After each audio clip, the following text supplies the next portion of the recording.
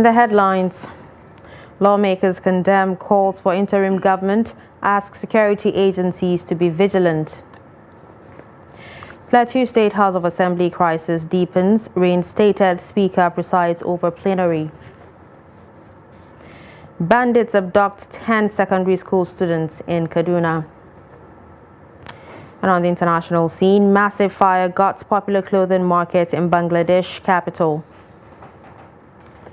Hello and welcome to Trust News Updates. I'm Darshan Hussaina Usman.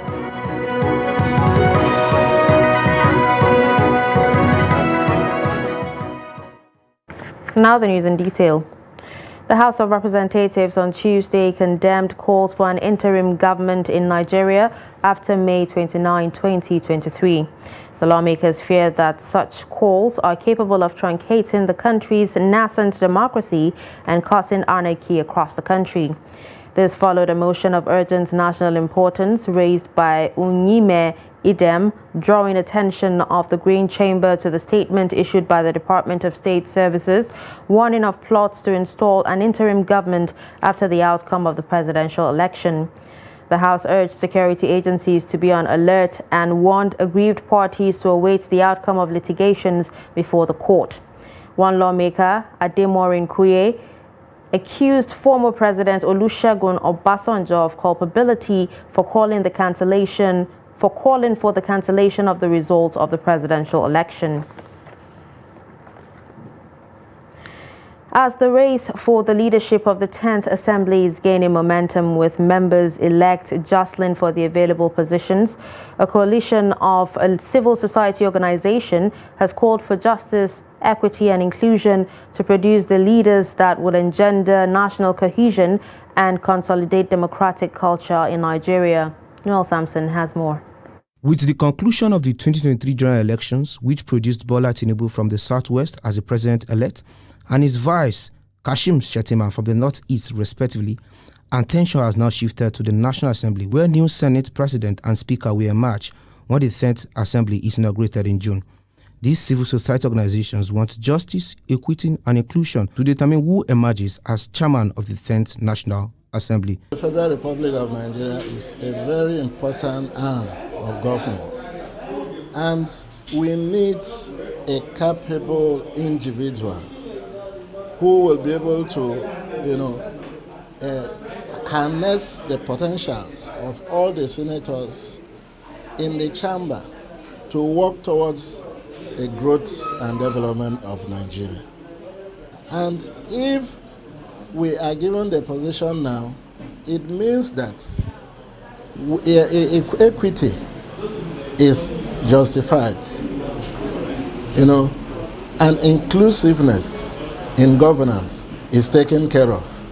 The group said the National Assembly is a microcosm of the Nigerian state, and the politics of the National Assembly must be played to reflect and satisfy the yearnings of Nigerians for equality, justice, and fairness to all geopolitical zones. Generally, Nigeria have been crying for fair play, equality, and justice for all geopolitical zones. And the crafters of our constitution have in mind the federal character in our appointments. So we hope that as the Southwest have gotten the presidency, Northeast Vice President, the outgoing president is from Northwest Nigeria, the outgoing Senate President is from Northeast Nigeria, North Central and Southeast have occupied for the past 24 years the Senate Presidency. So the zones that produce the President and his Vice are not likely to get the positions.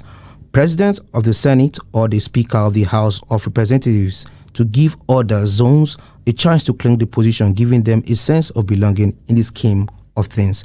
Noel Sampson, Trust TV News, Abuja. In politics, the ruling All Progressives Congress in Kebbi State is facing stiff competition from the opposition People's Democratic Party for the April 15th supplementary election in the state. The Independent National Electoral Commission has set 15th of April to conclude governorship, national and state House of Assembly elections in Kebbi State. Ishaq Muhammad speaks to the parties on their readiness for the election. The Independent National Electoral Commission in Kebbi State had declared election inconclusive. Various forms of irregularities characterized the election in 20 out of 21 local government areas. These includes overvoting, violence, declarations of results under duress, and inconclusive elections, amongst others. The dice has now been cast to correct the anomalies on April 15th, and the question is, are the political actors ready? Yes, as you are aware, and we all know, Kebbi State is APC state. It's APC state, I repeat it. And all that areas that is going for the wrong election is 100%, or I can say 99% of the electorate in that area are APC members. And we know they are ready to vote APC on 15th of April to bring APC gubernatorial candidate, that is mean Dr. Nasir Idris Aurangwandu. Politics is a game of number. PDP is the leading party. PDP has the majority of supporters in Kebbi State. Apart from that, there are other political parties, which we call other parties. They are interested in coming along with us, and we have already matched with them, and we are working assiduously with them. And inshallah, with the help of Allah and the contact we are making. INEC Resident Electoral Commissioner in the state, Ahmed Mahmoud, says adequate provisions have been made for logistics and security to ensure a credible election is achieved. We will have to have an update of the parameters, the delineations, the constituencies that had been cancelled, which will be programmed for the supplementary elections. The head office will factor them into the new permutations in the sense that they will be downloaded into our beavers so that our beavers will capture them properly for election day activities. A political and public affairs analyst, Ibrahim G. Kandede, agrees that Kebbi State is politically volatile and the inconclusive election could change the political fortune of the state. Likely there will be, but notwithstanding, the fact is that the gap between the two major political parties is what is making some of our participants to be somehow weak to come out. But to be frank, whether there is or not, it is the first thing in the experience, and the surprise we are expecting is for The stage is set for the election in Kebbi State. Only time will tell who picks the crown. Some stakeholders in the electoral process in Zamfara State are asking the Independent National Electoral Commission to stop the declaration of election results in the night to prevent wild celebrations that could trigger violence and destruction of public properties by hoodlums. They say that the post-election violence that ensued in Zamfara State would have been contained if the announcement of the winner of the governorship election was not done at night. The stakeholders made the call while speaking in an exclusive interview with Trust TV News in Gusau, the state capital, over the violence that led to the looting of assets and destruction of properties which followed the declaration of governorship election results. The report.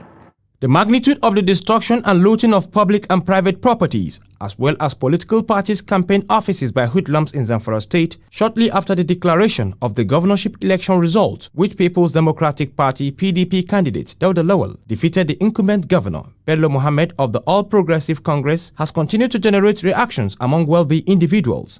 Some of them are of the opinion that the situation will have been avoided if the security agencies were proactive enough to contain it, especially since there was already tension around the collation center, which gave early warning that required early response. The vandalism that happened just after the declaration of the winner of the election, I think has so many things, in my opinion, bordering from the issue of security and also the nature of how the results are being declared. You know that there is already an atmosphere of political tension, and when things are declared during the night, I mean on the part of INEC, something declared around 3 or 4 o'clock, there has to be celebrations. and the aftermath of that celebration in the night will result to this type of things. It is very, very unfortunate we found ourselves in this situation because the law is there and we all know the consequences of whoever found him or herself in that situation. Now, if the election, the winner has been declared, celebrating a winner victory has nothing to do with looting of properties. But what we continue to look over it here, who are those people that engage themselves in attacking people's home, in attacking various offices of government, in attacking some of the political party office to loot these properties? To me, they are criminals. And the security agencies who are calling on them already, they have even started arresting some of them. And we will continue to encourage the security personnel to make sure all those people that were found to be part of this looting be arrested and be prosecuted. They want security agencies to prepare and be more alert to prevent a reoccurrence of the incident that led to the destruction of roofing sheet, tiles, door, windows, ceiling, vehicles and looting of valuable assets of federal and state governments. Assets worth over 1 billion naira were carted away at the National Technology Incubation Center, Gusau, which is an agency of the federal government. The stakeholders are of the view that if nothing is done urgently to forestall a future occurrence of this dastardly act, it will portend grave danger for Zamfara State in particular and the country at large in future elections. Still in politics, members of the People's Democratic Party in Rivers State continued their protest in Port Harcourt, the state capital, on Tuesday as the Office of the Independent National Electoral Commission over the inspection of materials used in the last general elections. Tuesday's protest is joined by more state assembly members, including its leader, Martins Amayahule, alongside the Deputy Speaker, Edison Ehie, and Chairman of Ikwere Local Government Area, Samuel Nwanosike. In addition to the demands for joint inspection of electoral materials and issuance of certified true copies of result sheets, the PDP is demanding the arrest of the All Progressives Congress governorship candidate, Tonye Cole, for alleged murder. They are accusing Cole of leading thugs to attack them during the protest on Monday, leading to the death of one person. They said the party has submitted a petition to Commissioner of Police seeking the arrest and prosecution of Cole. They also presented an acknowledged copy of the PDP's petition dated March 24, 2023, in which the party was demanding from INEC the certified true copies of electoral materials. An atmosphere of confusion and uncertainty enveloped the Plateau State House of Assembly complex on Tuesday morning as reinstated Speaker of the Assembly, Abok Ayuba, appeared. A high court in the state on Monday voided his impeachment. Anti-riot policemen were deployed to the Assembly complex along Old Bukuru bypass to prevent possible violent protests. At about 8 a.m., the reinstated Speaker, Right Honorable Abok Ayuba, appeared at the Assembly complex and headed straight to his office to resume, but the Speaker met his office under lock and key. Initially denied access to his office, Ayuba was given keys to his office while the drama lasted. A team of youths loyal to the Speaker were at the gate of the Assembly, threatening to deal with anyone that will prevent the Speaker from resuming his office. Another group of loyal youths to the current Speaker, Yakubu Sanda, were also seen mobilizing to invade the Assembly complex and chase out the reinstated Speaker. Moving on to security, bandits have abducted about 10 students of Government Secondary School Awang Day Secondary School in Kachia local government area of Kaduna State on Monday. Kaduna Commissioner for Ministry of Internal Security and Home Affairs, Samuel Aruan, confirmed this in a statement on Tuesday. The statement said the state government received preliminary reports from security agencies regarding kidnap of the students. Arwan said the exact location of the incident is yet to be ascertained. The commissioner said detailed reports were being awaited to clarify whether the incident occurred within the school premises or elsewhere. The Defense Headquarters has called for calm following viral social media video clips of presence of some United Nations peacekeeping fighting vehicles and equipment sighted recently in Benin, Edo State. According to the Defense Headquarters in a statement on Tuesday, signed by the Acting Director of Defense Information, Brigadier General Tikir Gusai, the country is contributing troops to various United Nations peacekeeping operations, of which the most recent is the United Nations Interim Security Force for Abyei, Southern Sudan. It also stated that the mission is commanded by Major General Benjamin Olufemi Sawyer, of which the UN doesn't have its own troops, but has entered into an agreement with troops contributing countries to provide their personnel and equipment for its operations in various missions.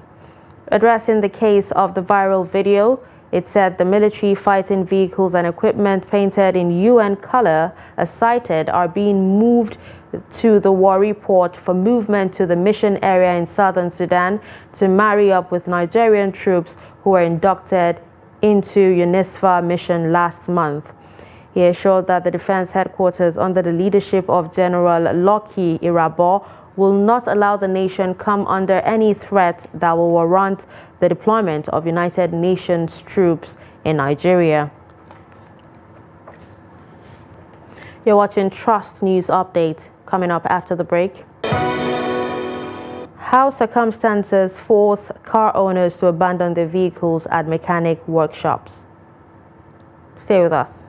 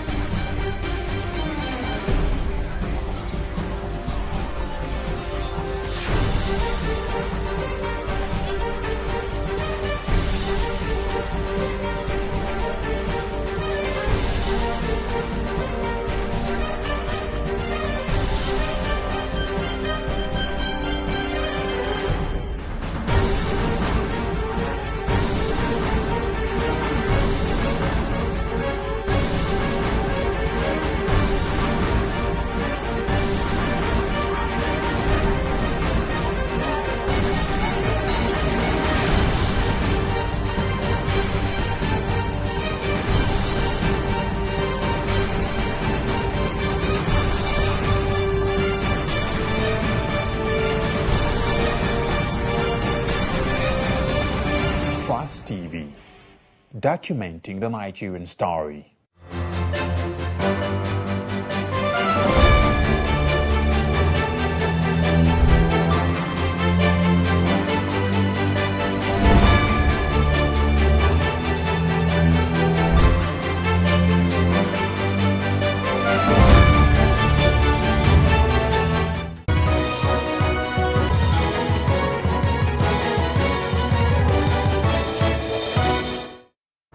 Welcome back and thank you for staying with us. You're still watching Trust News Update.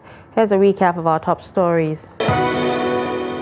We told you that lawmakers condemn calls for interim government, ask security agencies to be vigilant.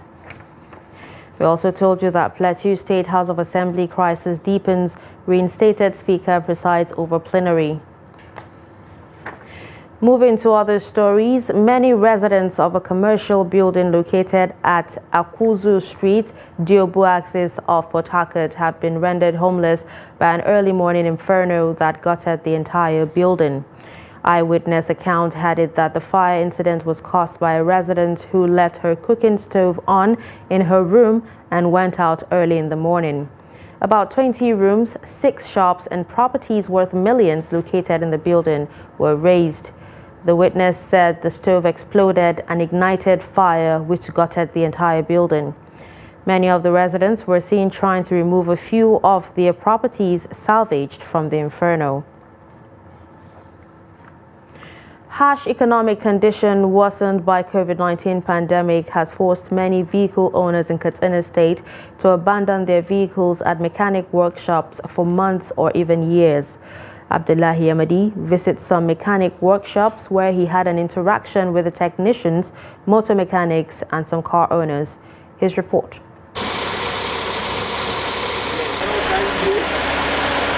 High cost of spare parts, inflation and economic downturn has forced many to surrender and abandon their vehicles either at workplaces, filling stations, mechanic workshops, and even on streets. Many car owners, especially among civil servants, are now resorting to using motorcycles and bicycles as the struggle to keep body and soul together gets tougher by the day. The mechanic workshops have become dumping grounds. Actually, if you take your vehicle to the mechanic, at times if you cannot give them the money they require, they will just leave your car. They will never go for it because you know the situation we are in. Even the mechanic, they are suffering, they are struggling to survive. Some of the technicians and artisans here are concerned about the increasing number of abandoned vehicles, which often become breeding ground for mosquitoes and other dangerous insects. There is a serious concern here.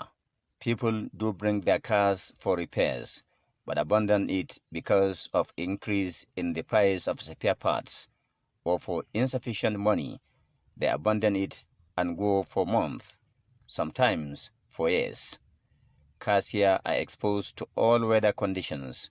Sometimes children can scratch it or remove some parts, and owners will want to meet everything intact, which is impossible. Most of the time, we end up in courts. At the end, but the large number of vehicles in mechanic workshops are not only those abandoned due to the harsh economic conditions. Some vehicles stay longer than necessary at workshops because many of artisans and technicians do not have the work tools and state-of-the-art facilities to detect faults, fix and couple vehicles within the shortest possible time. Our main problem is the equipment of the work. Some of the equipment is a new model. We don't have it.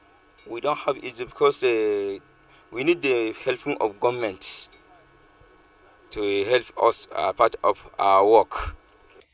The chances that these vehicles may end up in the hands of scrap dealers become higher by the day, and even higher when it becomes clear that some owners do not have a specific time frame within which to fix their vehicles and get them back on the road. Some car owners have clearly abandoned their vehicles to the mechanics, artisans and technicians and are hoping for better days so that they can fix these vehicles or buy other cars. Abdullahi Ismail, Trust Television News, Katsina. The Nigerian National Petroleum Company Limited has dismissed a report by an online platform alleging that it paid 20 billion naira to ghost consultants and misappropriated a multi-billion naira tax liability due to the Ogun State government. A press release by Chief Corporate Communications Officer of the NNPCL demanded a retraction of the said publication immediately and counselled the platform to verify its facts before going to press in future. The country's largest oil company stressed that it does not do business with ghost consultants and the process of engaging consultants follows global best practices. Throwing more light on the second allegation, the NNPCL explained that the Ogun State government is claiming a back duty tax liability of about 18 billion naira against an NNPC subsidiary, the Petroleum Products Marketing Company Limited. The PPMC had objected and challenged the claim through its tax consultant, after which the Ogun State government took the matter to court. Noting that seeking legal redress is not unusual in business disputes, the NNPCL says the matter is currently before the court. Away from Nigeria, a large fire has gutted thousands of shops at a popular clothing market in the Bangladeshi capital, Dhaka. Shop owners are devastated by the loss coming just weeks before Eid, the Muslim festival marking the end of Ramadan. Hundreds of firefighters and army personnel battled the inferno as it tore through the clothing market, turning it into a pile of ashes. The blaze was brought under control more than 6 hours after it started at a Bangabaza market early on Tuesday. Several people have been injured, but no deaths have been reported so far. Authorities were still trying to figure out the cause of the blaze, and reports say at least 3,000 shops, mostly made of tin and wood, were completely gutted in the fire. Finally, in sports, Nigeria's under-20 women's team, the Falconets, will begin preparations for the WAFU B Championship this week. The Falconets are among the 7 teams that will participate in the inaugural edition of the competition. The Nigerian girls have been drawn in Group A with hosts Ghana, Burkina Faso and Cote d'Ivoire. The competition will run from May 20 to June 4. Niger Republic, Benin Republic and Togo are in Group B. Matches in the competition will be played at the Babayara Sports Complex and Kwame K Sports Complex. And with this, we've come to the end of Trust News Update. Don't forget to follow us across all our social media platforms. I'm Darshan Husseina Usman. Thanks for watching.